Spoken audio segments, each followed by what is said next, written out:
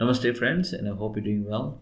We are continuing the conjunction series. In this video, I'll be talking about the combination of the Sun and Mars in the fourth house.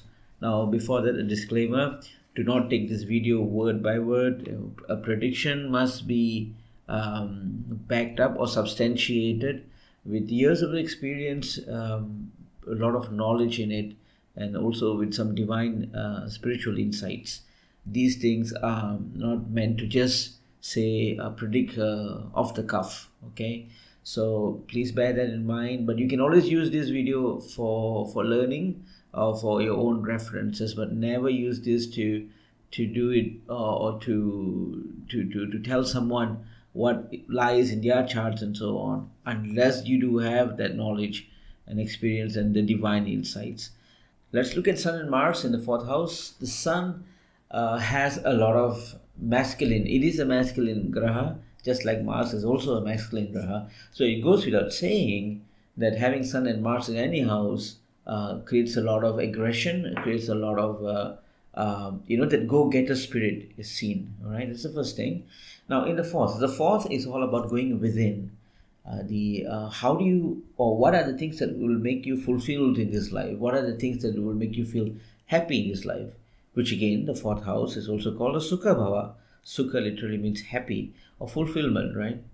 So in the Sun and Mars, they are both very aggressive. Okay, they want something, they'll have it. They'll have it. They will do anything and everything to have it. They have this sort of a false ego within them, mainly because of the fact that there isn't any benefics to this. Both are malefic.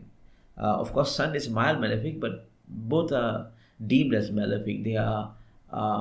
Sun is also known to be the cruel one, although it is the Atmakaraka, natural Atmakaraka, and is the soul's desires, brilliance, and all that. But it's also seen as cruel. If you look at the commentaries which is in the Brihad Bharachara Horus Shastra, you'll notice when Sage Parashara actually talks about this graha, there is a part where he talks about the cruelty and the Sun. Okay, so remember these two grahas, they are very intense grahas. They are very hot. They are very they are highly ambitious. The minus point is that they are hasty. They don't listen to much people. They have a lot of pride, arrogance. They have this dominance and impulsive personality. Now, when you have those things applied or plugged into the fourth house, it gets pretty interesting. Okay, let's talk about the fourth and what are its attributes. There are many things to the fourth, but mainly it's understanding family members, one's mother. It's about what are the comforts that you will acquire to make you feel more fulfilled in life, which also includes your passions and your hobbies. Okay, these are some of the basic tenets of the fourth house. So as I mentioned, having these very aggressive grahas going into the fourth house, it creates, first of all, a very pragmatic approach to the family members. They within the scope or within the entity of the family, they do not share any form of emotional support, which means if somebody is not very happy or depressed in the family, or maybe they are on a very bad health situation, these people do not go and console them and give them emotional support and things like that. They do not do that. Instead, they will find ways, a practical measure on solving the problem, not sitting down and patting on their shoulders, giving them a hug. No, they don't do that. They are not that sort of people. These people are very pragmatic about life. That's one thing. The other thing is they always take care of their mother. Their mother is God for them. Okay, these Sun and Mars people in the fourth, they adore their mother. It is regardless how their mother treats them in return. It's really regardless.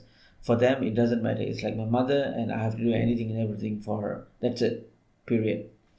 Next is comforts. Okay, comforts of life. As I mentioned, comforts of life is a very open subject.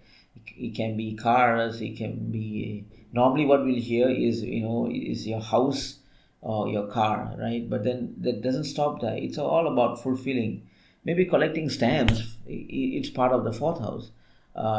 Whatever your passions are. So remember, if you need to know where your passion is, and obviously passion will lead to happiness, you can always look at your fourth house. So comforts of life can be anything. It can be even be a couch. It can be anything. It can be a phone. It can be a house. It can be trips. It can be pilgrimage. It can be learning a new language. It can be anything. Okay, whatever that brings fulfillment and happiness. That's the fourth. One of the tenets of the fourth, which is the comforts.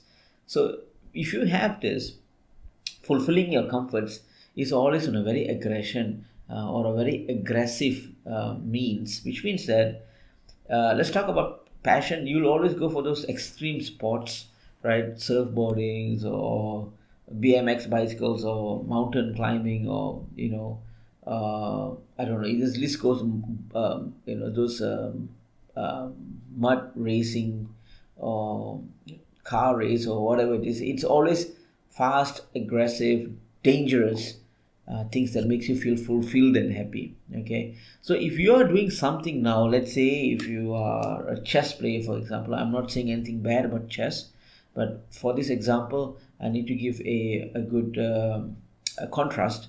So say if you're doing chess, if you are forced to play chess or something, or you're in a community where chess is prevalent, then you will not find much success in that. Okay, so I suggest that you explore more on those active means of lifestyle, because if you don't do that, your happiness will diminish, because you need to exert, you need to express that aggressiveness within you, that bold, courageous, that strong impulse within you. You need to express that.